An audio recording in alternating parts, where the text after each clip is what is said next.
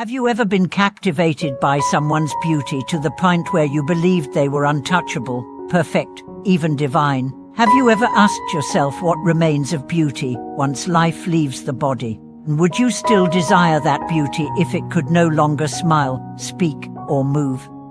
Welcome back to the channel, your space for spiritual insight and bold truths. Today, we dive into one of the most shocking yet opening stories in Buddhist scripture.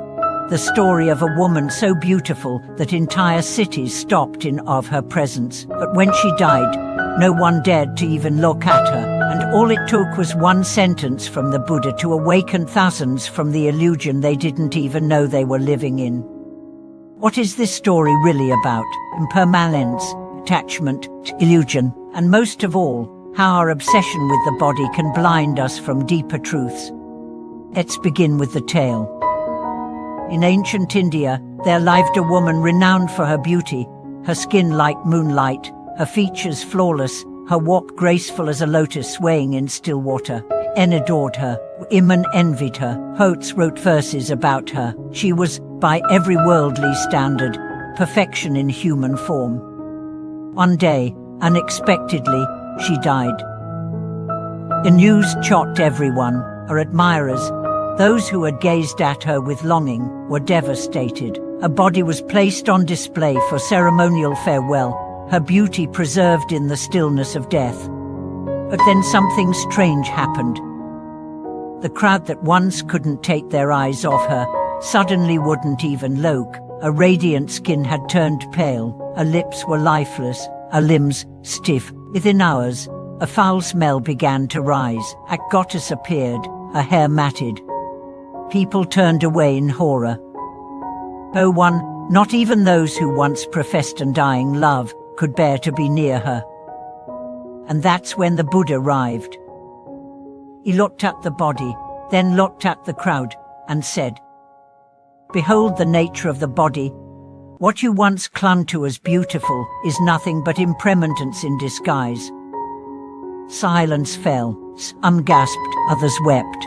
Few fell to their knees in realization. What had happened? Illusion shattered.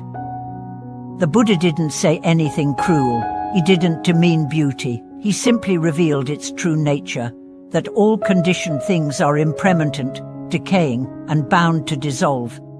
But here's the deeper truth. He wasn't talking about that woman. He was talking about you and me, and everyone who is still hypnotized by appearances, youth, and bodily perfection. Let's break this down. From birth, we are conditioned to admire and chase beauty. Magazines, movies, advertising, they all paint a picture: flawless skin, toned body, symmetrical features. We spend billions trying to preserve it. We alter our diets, inject chemicals, undergo surgeries, all to preserve what cannot last. The body is not a problem. The obsession is.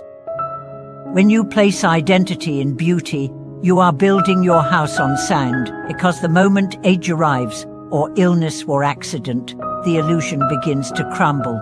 And if your worth was tied to how you looked, who are you now? That's why the Buddha said, "The body is a bag of skin filled with bones, blood, and waste." It's neither pure nor impure, it simply is.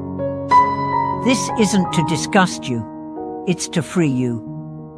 Free you from attachment, free you from comparison, free you from the trap of superficial identity. Let's go back to the story. Why did no one want to see the corpse? Because it reminded them of their own fate. It stripped away fantasy. It made death real. And no one wants to look death in the eye, especially not when it wears the face of someone who was once considered divine. But here's the paradox.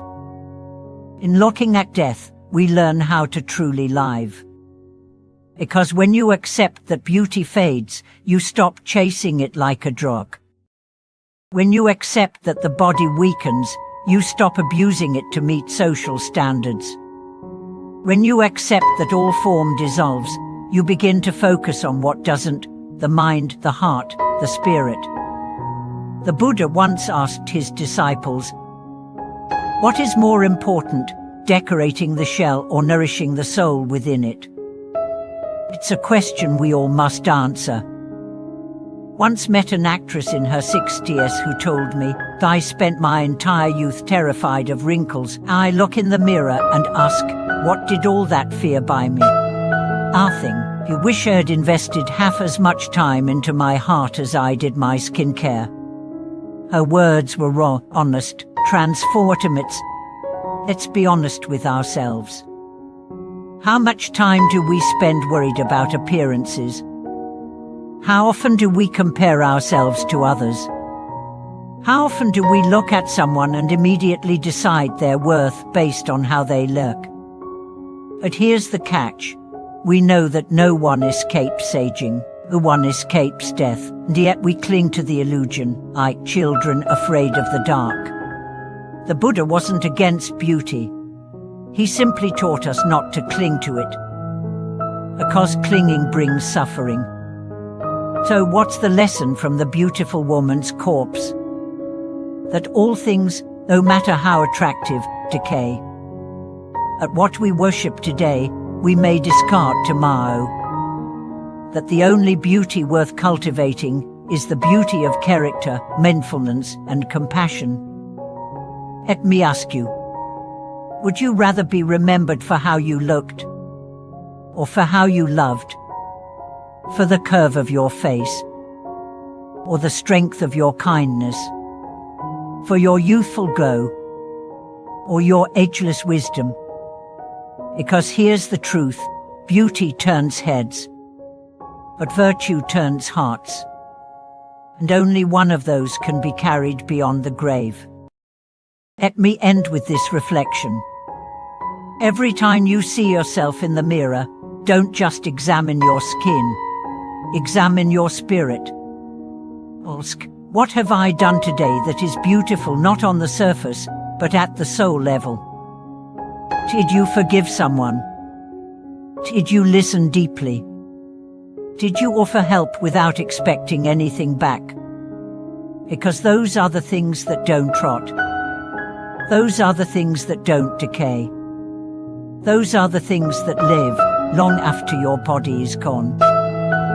Maybe, just maybe, that's what the Buddha was trying to tell us all, with one simple sentence over a decaying body. Thank you for being part of this honest, possibly uncomfortable, but deeply necessary conversation. If this story shook you, let it. If it inspired you, share it. And if it awakened something, nurture it. Let's talk in the comments. How has your view of beauty changed over time? What attachments are you ready to release? Like, subscribe, and share this message with someone who needs to remember that their worth is far beyond what the mirror shows. Until next time, may your heart shine brighter than your skin, and your soul outlast every season.